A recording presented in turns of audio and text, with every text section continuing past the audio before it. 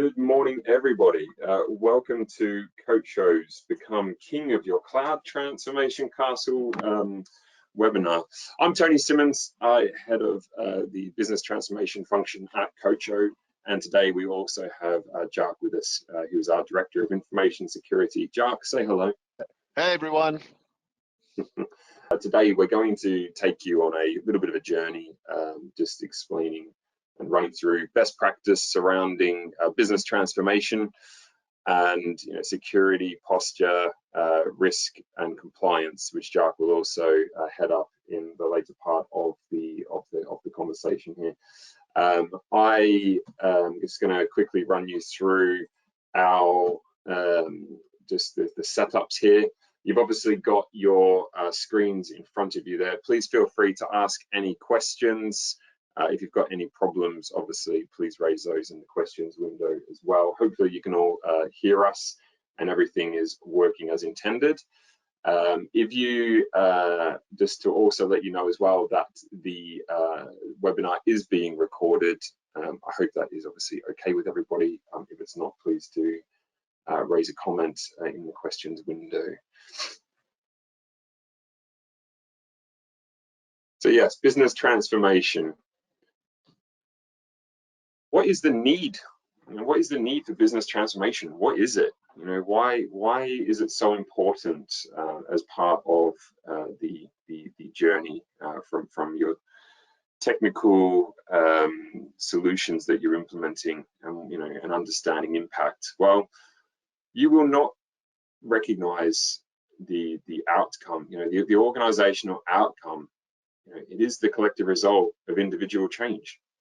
The results and the outcomes aren't recognized until the individuals in your teams have an appreciation for what it is that you are delivering, and they move from a current state through a transitional phase to then reach ultimately what is a future state. So your intended future state is your outcome, and then the actions all sit in the middle to obviously achieve that outcome. How do you get there? Is it a case of we just send communications out, a couple of days before and just hope that everything's going to go well on the day of transition, or do we use a change management function and we support users through that transition from the current state to the future state, so that the business can recognize its outcomes and can therefore reach its the return on investment that it's seeking to achieve through this change? There has been studies obviously done within change management, and ProSci has recognized that change management, when it's implemented effectively, you're 6 times more likely to reach the objectives of the project than those that, where there is poor change management or indeed no change management. So we have a work frame here that we like to discuss. It's our change wheel. So we've got change management, and in the middle there, and all the functions that underpin change management. So strategy and planning obviously are a large part of that. What is the impact going to be on our users? What do we need to discover from the existing setups, the as-is state? And then how do we then steadily move our users from the current state through that transition period with a good understanding of what we need to do to finally embed and support the change? But we steadily need to obviously work through discovery and engagement with our users.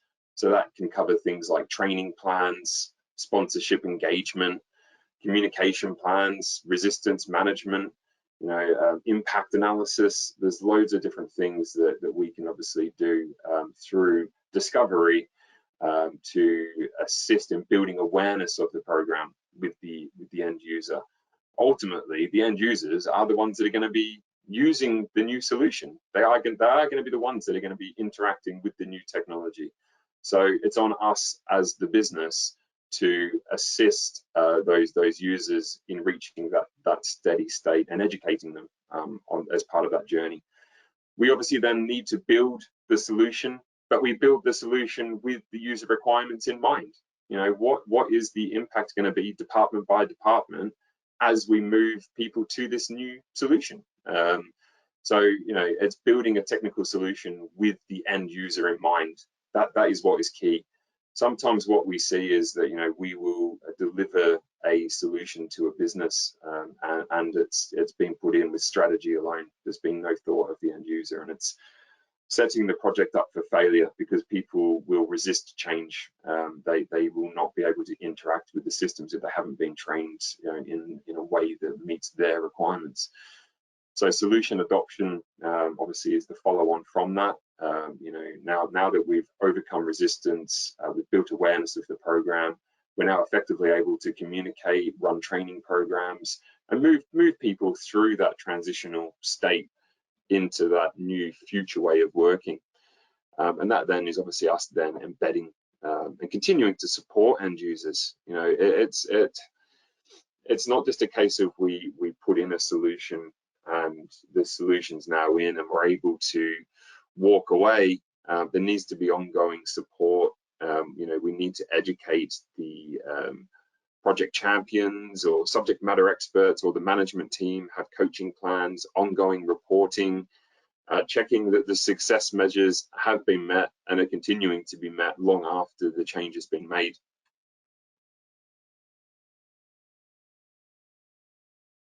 So just imagine a scenario where we've got a fire station and the fire station's going through a change and we haven't applied change management.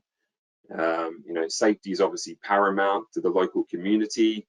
We've got, say, 3,000 homes, businesses, you've got local factories, roads, the whole community, is there's a requirement, for safety. The fire truck and the fire people are able to arrive in a speedy manner and able to put out the fire or put safety in place. The fire truck at this station is 40 years old. It's old equipment, but the people are used to using it. This is the equipment they have been using. This is the pump they've been using for years and years. This is the way that they operate. It's the way they work. It's what they've been trained on. So imagine that, the following day, it's taken away. All of a sudden, the old fire truck's gone, a new one arrives. There's been no handover, and the fire crew wake up in the morning. They slide down their fire pole. They walk out onto the deck, and they find a new fire engine there. And they're, okay, what's this? We haven't been trained. We don't know how to operate the pump. We don't even know how to drive it because it's got a different, it's got a double clutch system. It's got more gears. It's totally new and it's foreign to them. And this all obviously relates back to our technology solutions and how we implement things on the shop floor. But when you're talking about something as paramount as this, they don't know how to use the equipment. Therefore, when they get the call, when there's a fire at the local factory and they need to rush out the door on that same day that the new equipment's been installed, are they able to undertake their jobs effectively? No, of course they're not. They're not able to use the new systems. Productivity, therefore, in our world, in technology world, if you call that, the productivity's dropped. There has to be a training curve there to understand how the new equipment. Unfortunately, in this scenario, it means that they arrive to the factory 10 minutes later than they normally would have, as they understand how to use the new kit. When they get to site, they can't even connect the water to the pump because it's a totally different mechanism, and the building burns down. All right. The building in this, I guess, analogy is the return on investment that has been made in this scenario, but also in your day-to-day scenarios or in our day-to-day scenarios that we see with our clients. The return on investment is burnt because effectively you now have to go through a state of training, raising that productivity again, going through the change curve. Whereas what we could have done, we could have taken people on that journey. We could have brought people into the fold. We could have made them aware of the project. We could have trained them. We could have run a pilot. Could have taken the firefighters to another station so they were able to use the equipment prior to the new engine going live. You know, it moves people from a state of, you know, the unknown, building awareness, transitioning them to the new current and future state of working well ahead of time.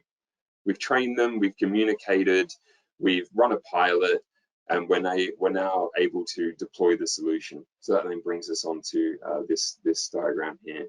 So, you know, understanding the existing ways of working, the policies, the business requirements. The business requirements in that scenario are that, you know, they've been using that solution for years and years, and there is going to be a requirement for training to ensure that people are understand and use the new equipment. And it's the same on the shop floor in day-to-day office environments. You know, new software means new training. There has to be an awareness. How is this going to benefit me? What is the benefit to me of this new software? And kind of bridging that gap between resistance and desire, if you like. What you want to build desire for change within your user base. Assessing the impact, process mapping, you know, building and designing the adoption approach as well. You know, how is this going to impact different user groups? What training is going to be required? Is it going to be more hand holding? Can we send out a step through guide? Do we need to record videos?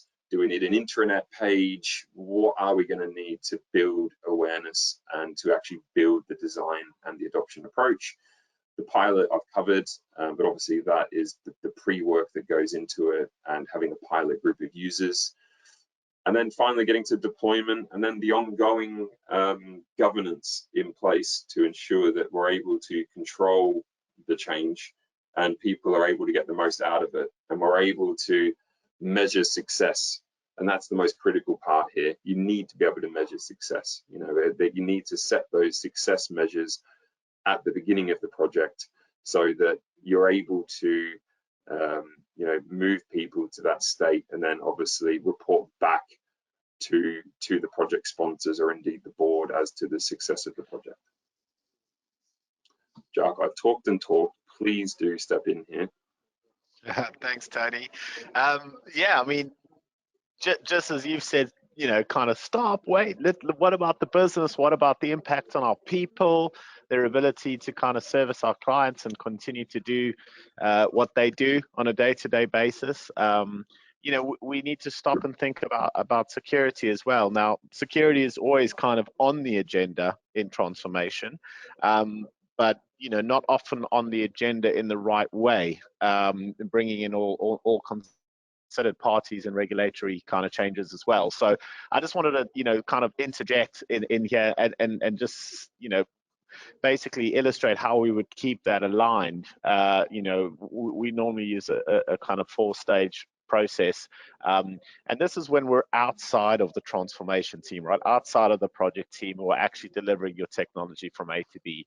You know, we want to be looking at stage 1 at mapping the actual business risk, you know, to all the compliance and behavior improvements we want to see as a result of the transformation. Transformation is not only going to bring about, you know, better technology, better ways of working, more operational efficiency to the business, but we wanted to bring about a stronger security posture as well.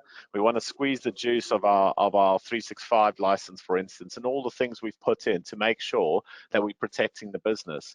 I think it's important at this stage to, you know, establish a benchmark and say, you know, we want to get to a certain, you know, security target operating model. How are we going to get there, and define those policies on what the project should be built? You know, there are other regulatory compliance considerations potentially in the mix that we need to think of. You know, is the network going to be compliant for data separation? Have we got any governance you know, requirements put in place that's going to be imposed by existing contracts or potentially new contracts we're going to win.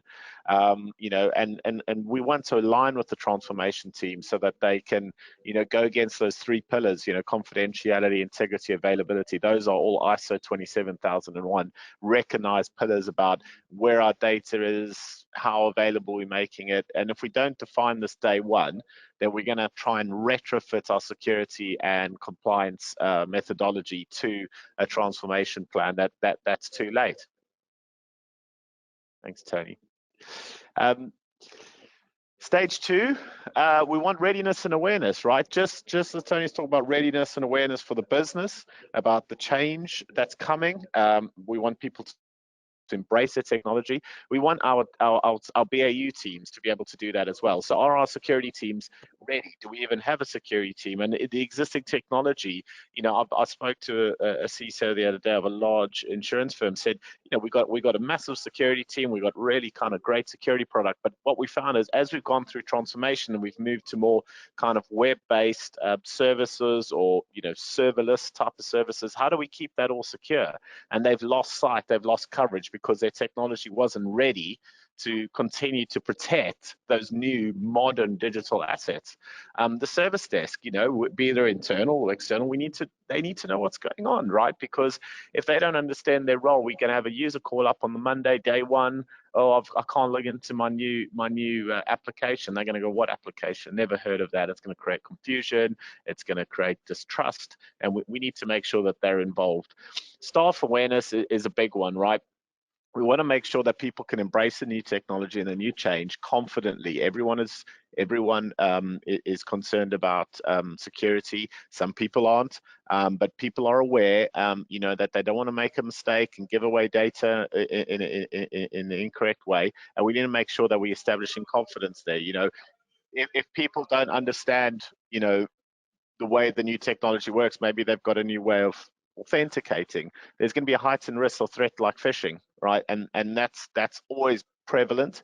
And when people don't understand the new technology, that becomes very much a heightened risk. And of course, control mapping. We've set out some controls in stage 1. We need to make sure that those controls are dropping in and being maintained during the project milestones, right? So if I move my client database from A to B, and in A it's got all these controls, it's got all this GDPR protection or whatever it might be, when I move it to B, are those controls ready to go when it lands at B? Or I'm going to be at a level of exposure, I need to understand that so I can manage it. And I think that's really important. Thanks, Tony. So security assurance is another big one. What I've often found is we might do a bit of stage 1, bit of stage 2, but as we move through the project changes. A lot of, you know, if you're using agile methodology, if the business is changing, the threat landscape changes, the requirements change. If that happens, right, project governance will take care of that. You know, they'll manage that change with the business, they'll manage that change with the transformation team. But what about the knock-on effect on our security visibility or our compliance requirements? You know, if the network team said, hey, we couldn't get XYZ design to work because we had a problem in the data center and we've done this, and everyone's like, yeah, that's great, that's a great workaround, we'll go with that. Has that now come back into this conversation, and is it still compliant, right, with our data separation policy potentially, you know, or have we fallen out of compliance with that? You know, the controls that we set out, you know, when we said we're going to build a laptop and we're going to give it to a user and it's going to have these 30 controls on it, must have this password policy, it must be updated in every 14 days because we need to maintain cyber essentials for our next contract renewal. All of these things, is that's all being defined, but is it just a document on a piece of paper, or is it actually really being adhered to by the project team? And as the project team run into issues, are we again coming back and ensuring that you know, that security assurance has been done? And of course, visibility and monitoring coverage is a big part. We need to understand where our data is going so that the security team can do it. I think Tony used the example about the fire truck. You know, if we don't know that there's a new truck involved, then how can we secure it? If we don't understand how the new truck works ahead of time, how can we secure it? You know, and how can we manage the risk that new truck poses to the business? You know, because it might have a whole bunch of client data in there and something goes wrong, it gets moved across and it gets breached and you get very, very unlucky and you have to go cap in hand to the ICO, and the reputational and financial damage is obviously, you know, catastrophic. So we need to make sure that we are maintaining assurance across all the good work we did in stage one. Thanks, Tony. And lastly, stage 4, audits and reporting. Now, it might be that during those project milestones, you have to do a pen test. You know, you've launched a new application. We had a client the other day, they were in the middle of a launch of a new application, but before they could go from one stage to the next, they had to pen test it, right? Because they were about to expose a web application that was going to be launched for their clients, but had sensitive data behind it. So you would not want to trust just the developers and the project team. You'd want to have it externally audited and ratified. So we need to reassess alignment with those recognized standards, making sure that we are still compliant with them. Maybe this project is a program over a year, and there's been changes in the Cyber Essentials format. And if you don't have Cyber Essentials when you come out the wash, you're not going to be able to get contract renewal for client X, who happens to be your biggest client in January. We don't want that. We don't want to have to go back and say, oh, we need to re-architect something. We need to make sure we're keeping up to date with that. You know, external audits are a good way of sanity checking all the work. And, you know, it's not about kind of, you know, trying to catch people out. It's just about good best practice peer review. I think conducting a year in review and looking at new threat landscapes is always important, because, you know, transformation in January isn't always going to be as relevant in December, and things might have changed along the way. Microsoft might have changed things, you know, all sorts of things could have happened in the year. We need to keep up with that legislation as well, and of course be aware of non-conformance and have a gap analysis to be able to say, well, we know we're not conformance in this you know, mobile access application or whatever it might be, but because we know about it and we understand it, we can apply risk treatment to it, we can manage it, and we can navigate our way through that, feeding back into the project team, feeding back into the business equally, and helping maintain, you know, kind of confidence in the solution, and enable not only the staff to kind of benefit from the new functionality that they get, but to benefit from it securely, so that they can focus on enjoying it rather than being, you know, a little bit wary about this new technology and how it works, and probably bypassing the controls we put in place because they're too much of a faff, or they badly implemented, or we're having to retrofit them, because that just derails confidence in the program overall. So again, you know, coming back to the transformation, let's not just focus on the tech, let's focus on our people, as Tony's taking us through. Let's focus on the compliance and risk and security aspects of that, and make sure that's aligned from day one right up to the end of that project, so that it can feed into BAU nicely. Thanks, Tony. Brought me out. Thank you. Yeah. Don't fuel the fire through a lack of business transformation. I mean, the fire is the return. You know, you are wanting to recognize the return on investment and the success measures of your project by not engaging with your end users, and by not providing discovery and building them into the framework.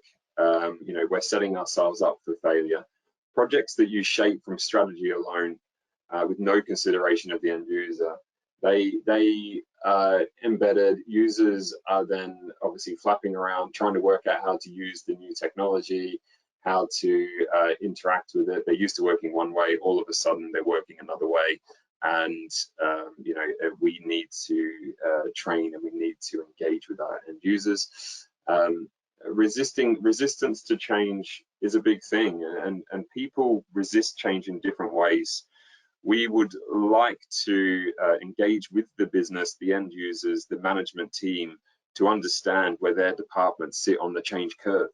What do we need to do to move you from, you know, where you currently are through the change curve to ultimately working in the new desired way? And what does the training regime look like? And therefore, what's the time that needs to be allocated to effectively train people well ahead of the new solution going live, so that ultimately it is put in and productivity doesn't slump? You know, what you don't want is something that's put in, service desk tickets go up, productivity slumps, the return isn't realized, you have control of that. You know, you're able to manage that and you know, effectively have control of that. We need to make sure that the value is clear. If the business value isn't clear, and the success measures aren't there, and the objectives aren't clear, and people don't know what's in it for them, you know, we need to be able to clearly communicate the benefits to the organization, to the project sponsor, to the end users, so that people can get on board at different levels. We, you know, like I say, we want that sponsor buy-in. We need a sponsor roadmap. The sponsor needs to be at the forefront of this project. We need a sponsor coalition, the management team, the main sponsor. You know, what is the sponsor engagement plan? You know, when are they going to communicate? What forums are they going to use to communicate in? Are we going to do a periodic update on the intranet? Are we going to have a town hall, and we're going to broadcast the messaging and the project within that, and then do updates fortnightly or weekly? You know, the project sponsor needs to be involved, and they need to be the captain of the ship. Training is obviously you know, going to lead to service desk tickets. What you are trying to do is to maximize your investment, is reduce the amount of service desk tickets that are then going to be arriving to your IT team, and obviously maximize the productivity during the transitional period. Delays, what you don't want is continued delays and missed milestones throughout your project due to needing to chase people down, people unaware of their involvement, what their requirements are on them as individuals and on their departments. You know, we need strong project management throughout the project, and then we need to obviously move the change management through that project cycle, and it needs to be organized really well.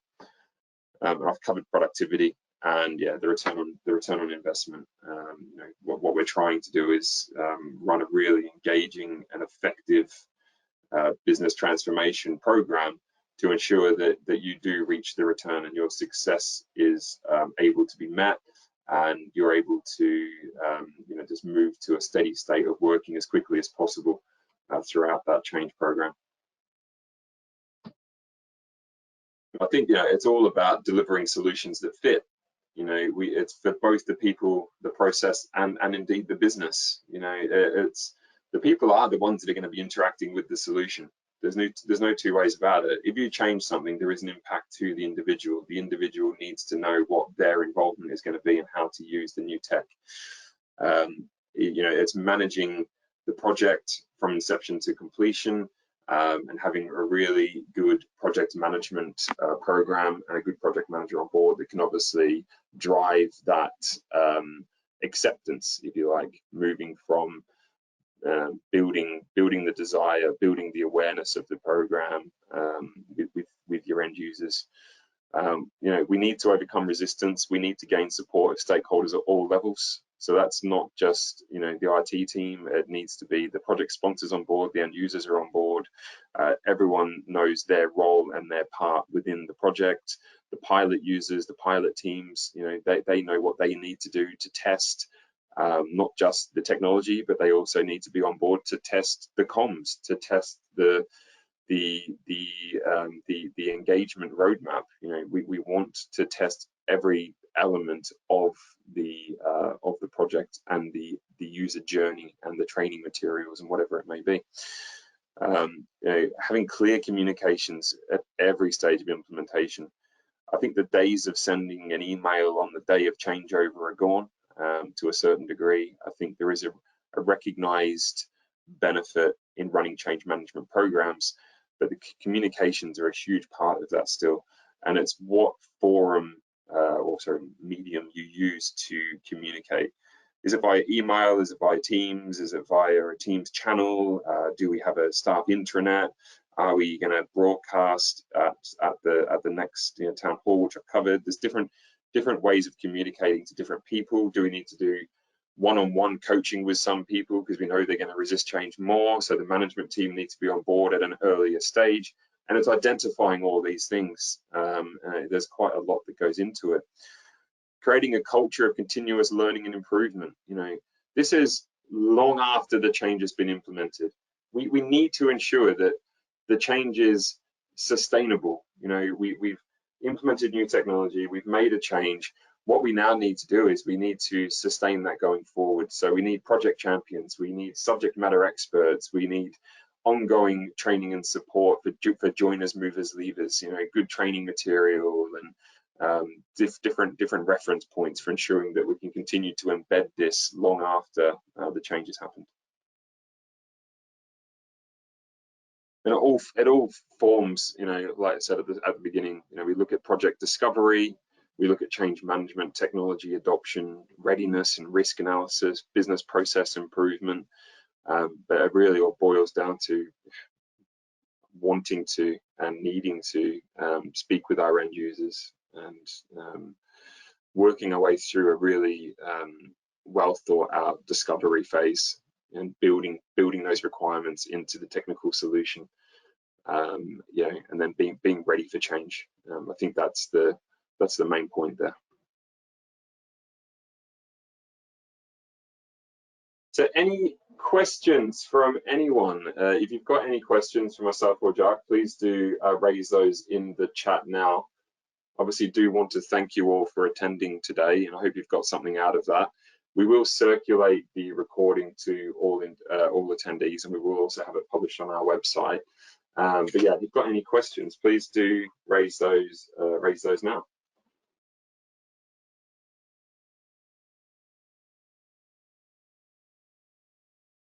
Brilliant. Tom has asked, how do I know if I need business transformation? I think the way to really ascertain whether you need business transformation and what level of business transformation is required, it really boils down to what do we think the impact on your end users is going to be. Is there going to be an impact on the end user? If there is an impact, yes, you will need change management. What level of change management obviously comes down to the level of change that you're making. And the way to understand that would be to run a discovery phase, really. So it's to run a discovery phase on the project so that you can understand what that impact is, what the gap is between the current state and the future state. And then we can obviously then make recommendations as part of the design, and then build in change management as part of the project roadmap. Any more questions?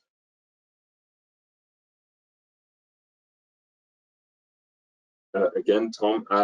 Yeah, Tom has asked, what would the typical time frames be for discovery? The time frame on discovery will vary dependent upon the product and the technology, but also on the size of the organization, the number of departments. So it really is how long is a piece of string situation. But you know, we would typically look at, you know, the size of the organization, the type of product that's being put in, and then yeah, then going to make recommendations off the back of that. Give it another few minutes, and another few seconds. See if anyone else has any questions there.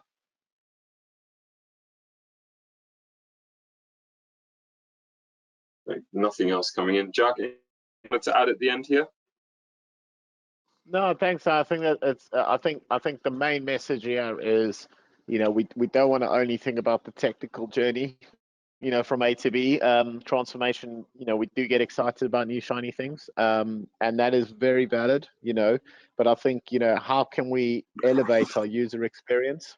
How can we make sure that all our staff are along for the journey, and that they are as excited about the changes the stakeholders are, the key stakeholders are, and also about, you know, make sure that security is not kept in dark, compliance and any kind of, you know, regulatory requirements or potential, you know, DDQ armament is thought about, because, you know, retrofitting that stuff is more work, more cost, And you know, I'm a big fan of the basics. Sometimes, you know, just through your initial investment and having a little bit of planning, you could probably keep those costs down and maintain a good posture throughout, because change, as we know, introduces risk.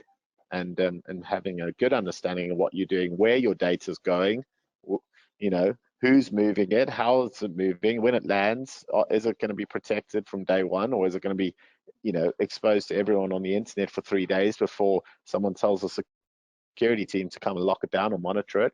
You know, we need to understand these things. You don't know what you don't know, and communication is key. So I think that's the main message here. The transformation is also about your people. It's about your change management, as Tony's directed, but also, you know, compliance and security should play a part from day one. Thanks, Jack. And thanks everyone for attending. Appreciate your time. I know everyone's busy. Hope you got something out of today's session. As I said, we will be circulating this and it will be available on the web.